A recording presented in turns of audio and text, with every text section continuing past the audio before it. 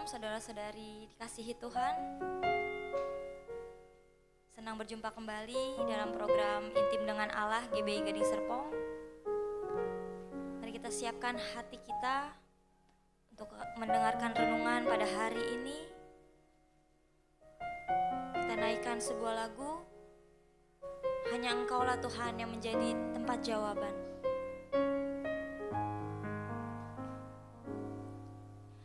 Kau telah buktikan cintamu padaku, kau membayarku dengan hidupmu.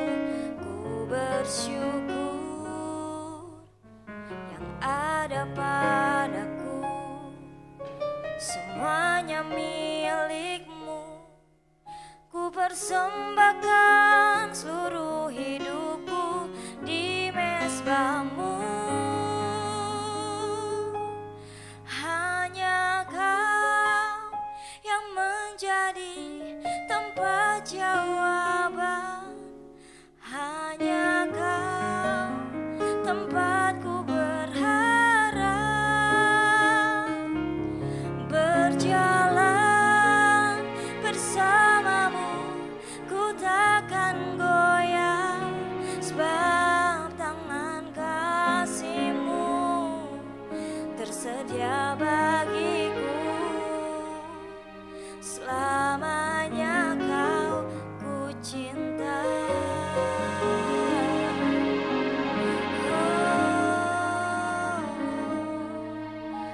Kau telah buktikan cintamu padaku, kau membayarku dengan hidupmu.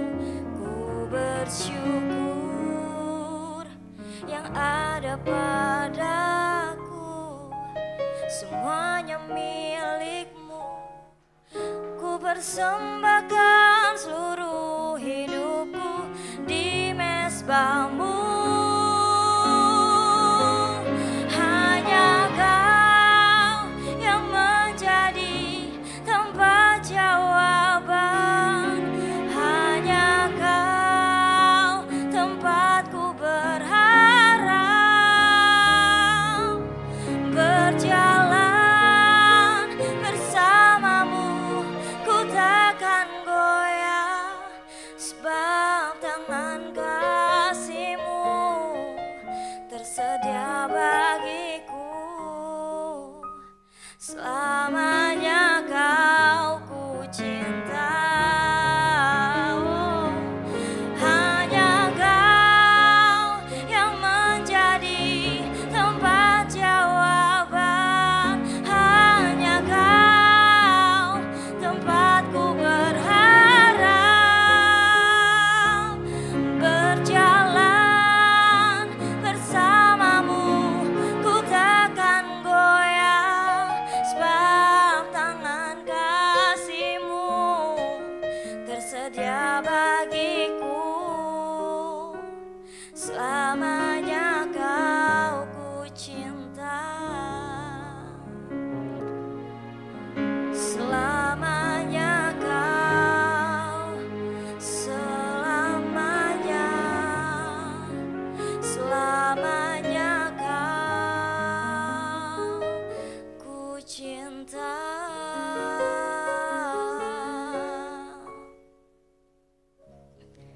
Terima kasih Tuhan Yesus atas penyertaan-Mu Tuhan pada hari ini. Ini semua karena anugerah-Mu Tuhan Yesus. Kami mau mendengarkan renungan pada hari ini Tuhan. Kiranya Engkau membuka hati pikiran kami Tuhan Yesus, agar renungan hari ini dapat merema dalam hidup kami. Kami siap mendengarkan Tuhan. Di dalam nama Tuhan Yesus kami berdoa. Haleluya. Amin. Shalom, saudara-saudaraku sekalian. Selamat berjumpa kembali dalam program Intim dengan Allah. Renungan kita Kamis tanggal 9 Maret 2023 bertema menjaga kemurnian hati.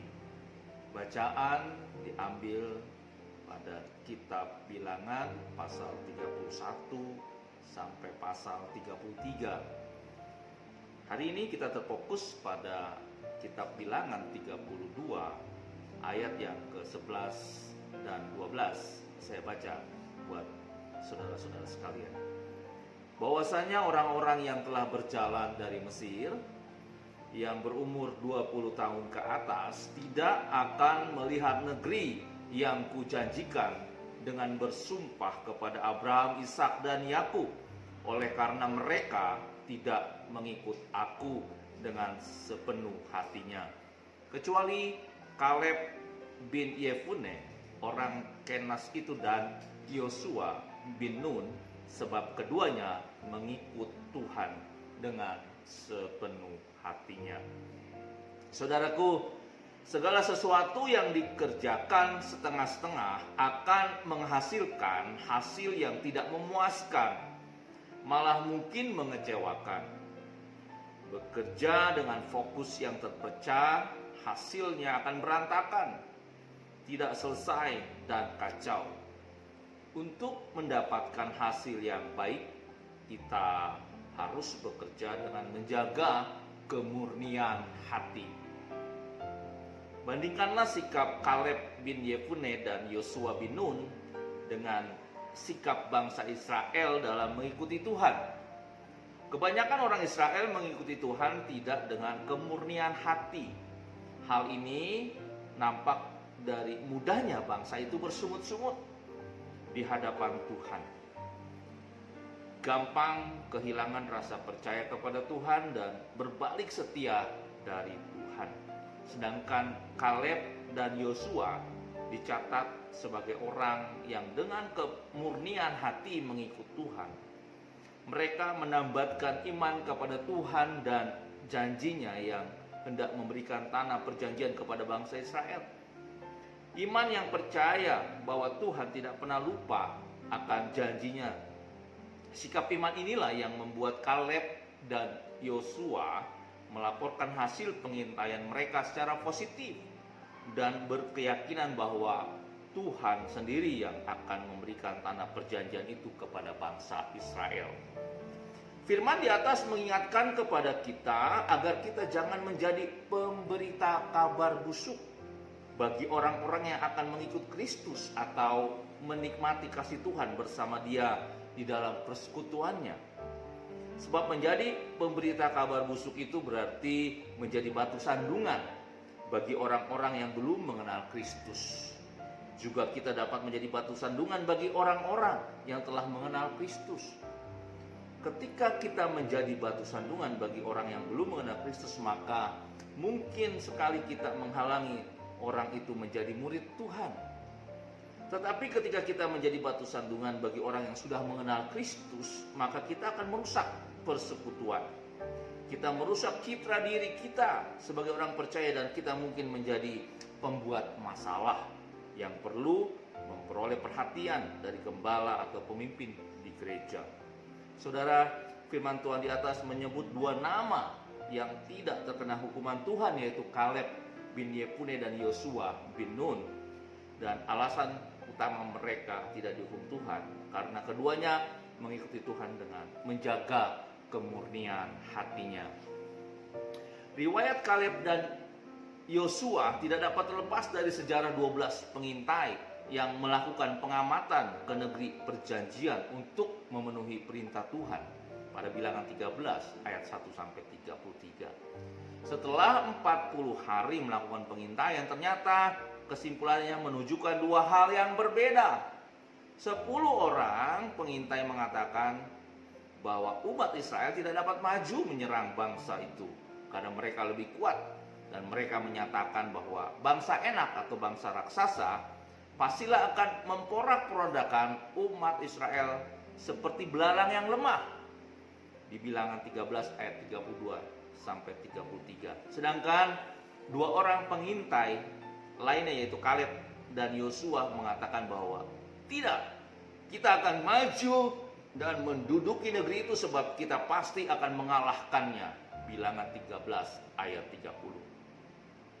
Saudara, itulah latar belakang Tuhan menghargai kehidupan Kaleb dan Yosua sebagai orang yang menjaga kemurnian hati di hadapan Tuhan. Hidup dengan menjaga kemurnian hati tidak hanya berarti kita mengikuti dan menuruti semua firman Tuhan semata-mata, tetapi juga berarti bahwa kita mau meyakini semua perbuatan, karya, dan rancangan Tuhan di dalam hidup kita.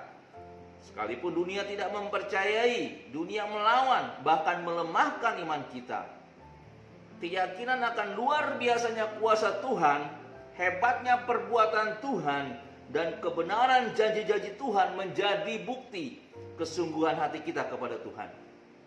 Sekalipun mereka menjumpai kesaksian yang busuk dari 10 pengintai yang melemahkan iman mereka dengan mengatakan bangsa Israel tidak mampu melawan Bani Enak yang sangat besar perawakannya, tetapi Kaleb dan Yosua tetap mempunyai keyakinan bahwa umat Israel yang menjadi kekasih Allah, menjadi kebanggaan Allah, tidak akan gentar dan kalah karena besarnya lawan duniawi itu. Mereka tetap yakin bahwa apapun musuhnya, seberapapun musuhnya, seberapa besar musuhnya, kuasa Tuhan akan sanggup mengatasi semuanya. Karena Tuhan yang dipercayai oleh bangsa Israel adalah Allah yang luar biasa dan sanggup menolong kita. Kita seringkali juga bersikap seperti 10 pengintai Israel ini.